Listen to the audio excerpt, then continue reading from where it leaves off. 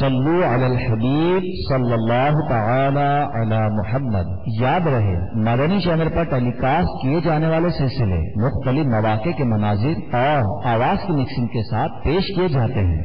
صلو علی الحبیب صلی اللہ تعالی علی محمد۔ نیت المؤمن خیر من عملہ، مسلمان کی نیت اس کے عمل سے بہتر ہے۔ اللہ عز و جل کی رضا پانے اور ثواب کمانے کی غرض سے سلسلہ دیکھنے سے پہلے اچھی اچھی نیتیں فرما لیجئے۔ اللہ کی رضا کی خاطر علم دین حاصل کروں گا، سیکھ کر دوسروں تک نیکی کی دعوت پہنچاؤں گا، خاص خاص باتیں لکھوں گا، اول تا آخر دیکھوں گا۔ صلو علی الحبیب صلی اللہ تعالی علی محمد۔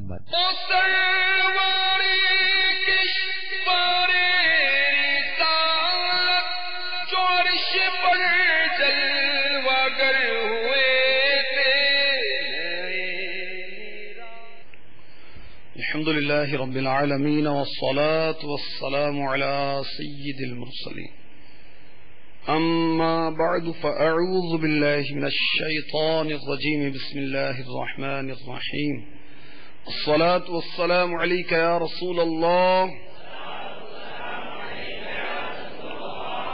وعلى آلك وأصحابك يا حبيب الله الصلاة والسلام عليك يا نبي الله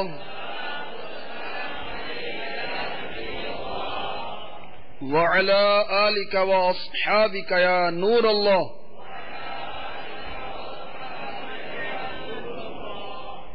صحیح مسلم جلد 1 صفحہ 166۔ فرمان مصطفیٰ صلی اللہ تعالی علیہ وآلہ وسلم، جس نے مجھ پر ایک بار درود پاک پڑھا اللہ تعالی اس پر 10 رحمتیں بھیجتا ہے۔ صلو علی الحبیب صلی اللہ تعالی علی محمد وعلی آلہ وصحبہ وبارک وسلم۔ میٹھے میٹھے اسلامی بھائیوں، مدنی چینل کے ناظرین، سلسلے شب اسرا کا دولہ میں آپ کو خوش آمدید کہا جاتا ہے۔ رجب المرجب کے مہینے میں ہمارے آقا دو عالم کے داتا میٹھے میٹھے مصطفیٰ صلی اللہ تعالی علیہ وسلم کو معراج ہوئی۔ آپ نے اپنی سر کی آنکھوں کے ساتھ اپنے رب عز و جل کا دیدار کیا۔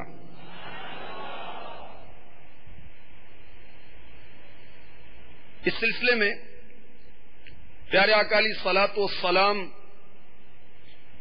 کی معراج کے متعلق جو کلام میرے آقا سیدی اعلی حضرت عظیم البرکت عظیم المرتبت مجدد دین و ملت پروانہ شمع رسالت عاشق ماہ نبوت باعث خیر و برکت شاہ الحاج القاری المفتی احمد رضا خان علی رحمت الرحمان نے لکھا، اس کے اشعار پیش کیے جائیں گے اور ساتھ ہی ساتھ اس کے مشکل الفاظ کے معنی اور ان کی وضاحت جو علماء اہل سنت نے کی اس کی روشنی میں پیش کرنے کی سعادت حاصل کی جائے گی۔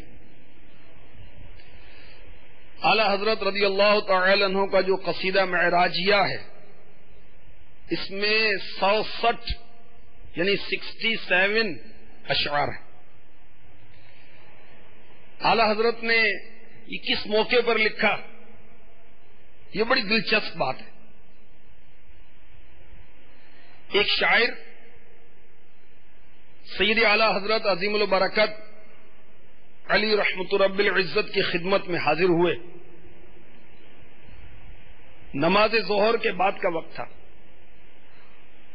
اور انہوں نے اپنا قصیدہ معراجیہ جو انہوں نے لکھا تھا وہ اعلی حضرت کی بارگاہ میں پیش کرنا تھا۔ دیکھیں، ویسے بہت سارے شاعر ہیں مگر ہر شاعر عالم نہیں ہوتا، ہر شاعر مفتی نہیں ہوتا، ہر شاعر محدث نہیں ہوتا، ہر شاعر مفسر نہیں ہوتا۔ اور سبحان اللہ، یہ اعزاز میرے آقا اعلی حضرت کو نصیب ہوا کہ آپ تو شاعر تو ہیں ہی، شاعر ہونے کے ساتھ ساتھ آپ عالم بھی ہیں، آپ مفتی بھی ہیں، آپ حافظ بھی ہیں، آپ محدث بھی ہیں، آپ مفسر بھی ہیں، عاشق رسول بھی ہیں، ولی کامل بھی ہیں۔ اب ایسا جب علم والا، عمل والا، عشق والا جب کلام لکھے گا اس کی بات ہی کچھ اور ہے۔ بہرحال اعلیٰ حضرت کو اللہ تعالیٰ نے بڑی عزت عطا فرمائی۔ بڑے بڑے شاعر اپنے اشعار میرے آقا اعلیٰ حضرت سے چیک کرواتے تھے، بڑے بڑے مفتی اپنے فتوے میرے آقا اعلیٰ حضرت سے چیک کرواتے تھے۔ تو یہ بہت بڑے شاعر تھے، نعت گو شاعر۔ اعلیٰ حضرت کی بارگاہ میں بریلی شریف میں حاضری دی، نماز ظہر کے بعد انہوں نے کچھ اشعار سنائے، تو اعلیٰ حضرت نے فرمایا کہ بقیہ اشعار آپ نماز عصر کے بعد سنائیے گا۔ اب ظہر و عصر کے مابین میرے آقا اعلیٰ حضرت نے یہی قصیدہ معراجیہ لکھا، اتنے قلیل وقت میں۔ عام شاعر جو ہوتے ہیں نا وہ بیچارے وزن پورے کرتے رہ جاتے، ردیف و قافیے پورے کرتے رہ جاتے، اور چند اشعار لکھنے میں انہیں بہت سارا ٹائم لگتا ہے۔ اعلیٰ حضرت ہیں، کچھ ہی دیر میں آپ نے وہ قصیدہ معراجیہ 67 اشعار پر مشتمل وہ لکھا، اور نماز عصر کے بعد اعلیٰ حضرت تشریف لائے، سب لوگ بیٹھے، تو اعلیٰ حضرت نے اپنا قصیدہ معراجیہ سنایا۔ جب اعلیٰ حضرت نے اپنا قصیدہ معراجیہ سنایا، سورج نکل آیا، چراغ بیچارہ اپنا منہ چھپائے گا۔ اب اس شاعر صاحب نے اپنا قصیدہ معراجیہ لپیٹا اور کہ حضور بس اب تو میں اپنا قصیدہ نہیں سنا سکتا۔ سبحان اللہ۔ قصیدہ معراجیہ کی یہ شان ہے کہ لکھنؤ کے ادیبوں کی ایک محفل تھی، اس کے اندر اعلیٰ حضرت کا یہ قصیدہ معراجیہ پڑھا گیا۔ وہ سرور کشور رسالت جو عرش پر جلوہ گر ہوئے تھے، نیرالے عرب کے سامع، عرب کے مہمان کے لیے تھے۔ یہ قصیدہ معراجیہ جب اعلیٰ حضرت کا پڑھا گیا تو ساری محفل جھوٹ، بڑے بڑے علمی ادبی لوگ تھے، علماء تھے، اور اب جو صدر محفل تھے جو کہ خود بہت بڑے عالم تھے، محدث اعظم ہند حضرت مولانا سید محمد اشرفی کچوچوی رحمۃ اللہ تعالی علیہ، انہوں نے اعلان کیا کہ اردو ادب کے نقطۂ نظر میں ادیبوں کا فیصلہ سننا چاہتا ہوں کہ اس قصیدہ معراجیہ کے بارے میں ان کی کیا رائے ہے۔ تو سب نے کہا اس قصیدے کی زبان تو کوثر و تسنیم کی دھلی ہوئی ہے۔ یہ کوثر و تسنیم کیا ہے؟ کوثر و تسنیم جنت کی دو نہریں ہیں جس کی دو بوند ہیں کوثر و سلسبیل۔ اسی طرح دہلی میں، ہند میں شعراء دہلی جمع تھے، ان سے بھی یہ پوچھا گیا کہ اس قصیدہ معراجیہ کے بارے میں تمہاری کیا رائے؟ تو پتہ کیا کہا کہ ہم سے کچھ پوچھئے نہیں، ساری زندگی پڑھتے رہے، ہم ساری زندگی سنتے رہیں گے۔ سبحان اللہ، کیا بات ہے اعلیٰ حضرت کی، اور کیا بات ہے اعلیٰ حضرت کی شاعری کی، سوڑ اشعار، اللہ اکبر۔ ان اشعار میں سید اعلیٰ حضرت نے سفر معراج، معجزات و واقعات کو نظم کیا ہے، سنیں گے تو انشاءاللہ ایمان تر و تازہ ہو جائے گا انشاءاللہ۔ سید اعلیٰ حضرت علیہ رحمت رب العزت قصیدہ معراجیہ کے پہلے شعر میں لکھ رہے ہیں، وہ سرور کشور رسالت جو عرش پر جلوہ گر ہوئے تھے،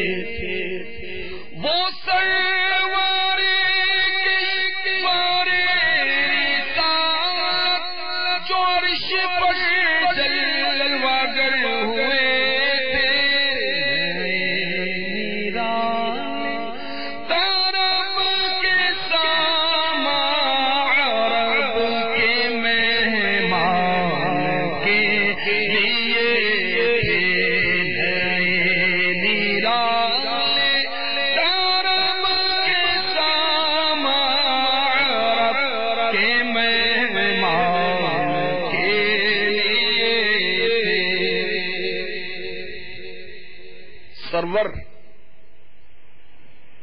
وہ سرور کشور رسالت. سرور کا مطلب ہے سردار. ہمارے یہاں نام بھی رکھا جاتا ہے سرور. تو غلام سرور ہو زیادہ بہتر لگتا ہے. تو سرور کا مطلب ہے سردار. سرور کہوں کہ مالک و مولا کہوں تجھے. سرور کا مطلب ہے سردار. اور کشور یعنی ملک. اعلیٰ حضرت فرما رہے ہیں کہ وہ ملک رسالت کے سردار سید جو عرش پر جلوہ گر ہوئے تھے. شب معراج ہمارے آقا صلی اللہ تعالی علیہ وسلم عرش پر جلوہ فرما ہوئے. سبحان اللہ. اور عرش فیضان ہدایت کے بخشش سلسلوں میں عرض کیا گیا کئی بار اس کے بارے میں. یہ اللہ تعالی کی مخلوقات میں بہت بڑی مخلوق ہے. اس کے سامنے زمین و آسمان ایسے ہیں جیسے کسی جنگل کے اندر انگوٹھی پڑی ہو. اندازہ لگائی کتنی بڑی مخلوق ہے. سب سے بڑی مخلوق ہے یہ. اور عرش کے بارے میں مزید تفصیلی معلومات حاصل کرنا چاہیں تو مکتبۃ المدینہ کا رسالہ ہے سایہ عرش کس کس کو ملے گا. یہ حضرت علامہ جلال الدین سیوطی شافعی علی رحمۃ اللہ الکوی کا رسالہ ہے جس کا ترجمہ المدینۃ العلمیہ نے کیا اور مکتبۃ المدینہ نے اسے شائع کیا. تو ہمارے آقا صلی اللہ تعالی علیہ وآلہ وسلم شب معراج عرش پر جلوہ گر ہوئے اور نئے نرالے طرب کے ساما عرب کے مہمان کے لیے تھے. طرب یعنی خوشی، فرحت. مہمان ایک محبوب اور باہر سے آنے والی شخصیت، اس کو کہتے ہیں مہمان. تو ملک کونین میں انبیاء تاجدار، تاجداروں کا آقا ہمارا نبی، تاجداروں کے آقا صلی اللہ تعالی علیہ وسلم جو عرش پر جلوہ گر ہوئے تھے. تو عرب کے اس مہمان کے لیے نت نئے نرالے فرحت کے، خوشی کے سامان اس موقع پر تیار کیے گئے تھے. وہ کیا سامان تھے؟ اللہ اللہ اللہ. کوئی کیا بیان کرے گا؟ کوئی میزبان کسی اپنے مہمان کے لیے کیا اہتمام کرے گا؟ اللہ اکبر. کسی اور شاعر نے وہ نئے نرالے جو طرب کے سامان ہیں اس کو یوں نظم کیا: میں اپنی ساری دولت رہے حق میں لٹا دوں فلک کے کیوں سجایا جا رہا ہے.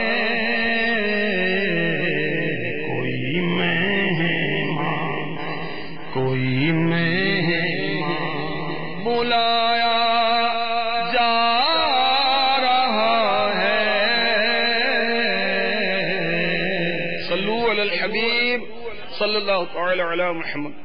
فلک پھر کیوں سجایا جا رہا ہے.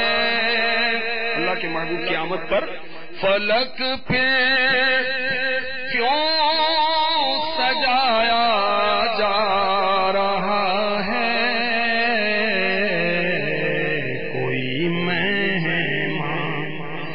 کوئی مہمان بلایا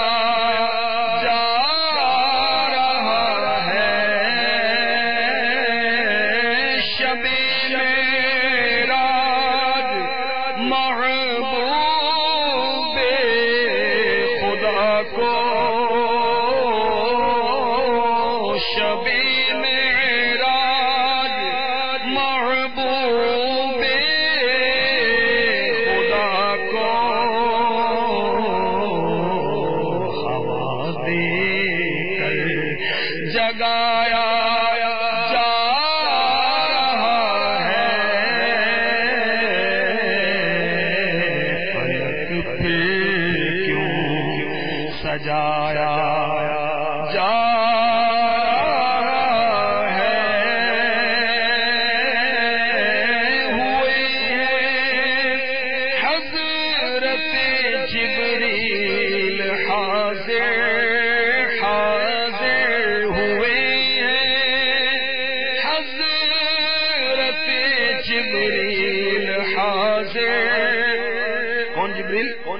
تمام فرشتوں کے سردار، سبحان اللہ، خادم خاص، ہمارے آقا علیہ الصلوۃ والسلام کے خادم خاص، فرشتوں کے تو آقا ہیں مگر آقا کے خادم ہیں، ہوئے ہیں حضرت جبریل حاضر، پیام حق سنایا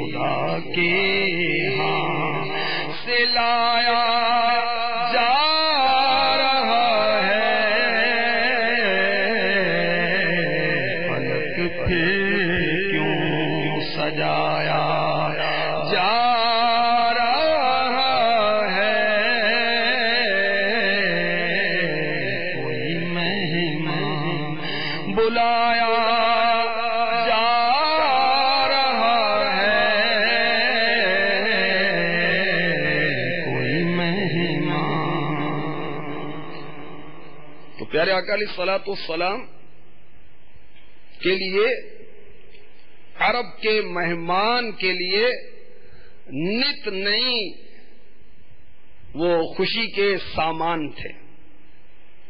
مزید اعلیٰ حضرت لکھتے ہیں، بہارے ہیں شادیاں مبارک، چمن کو آبادیاں مبارک،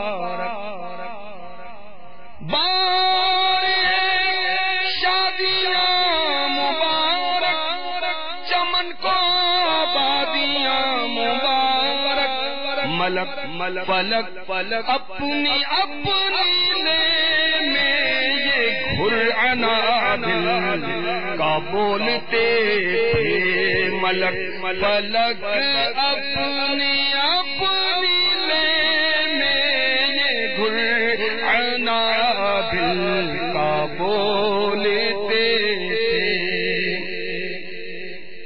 ملک فرشتہ، جمع ملائکہ فرشتے، فلک آسمان، لہجہ سر، گھر وہ گانے کا ایک سنبھلنے کے انوکھا انداز، عنادل یہ جمع ہے اندلیب کی، یعنی بلبلیں،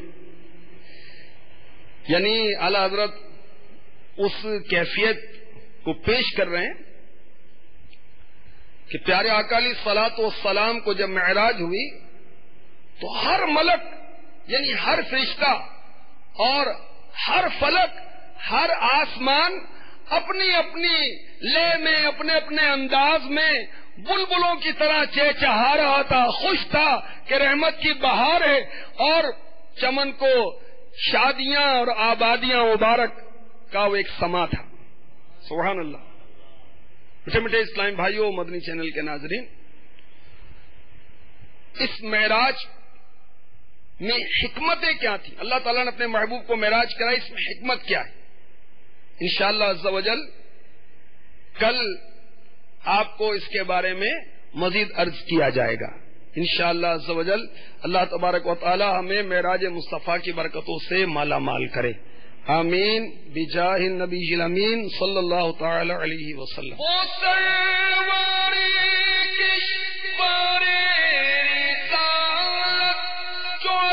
پر جل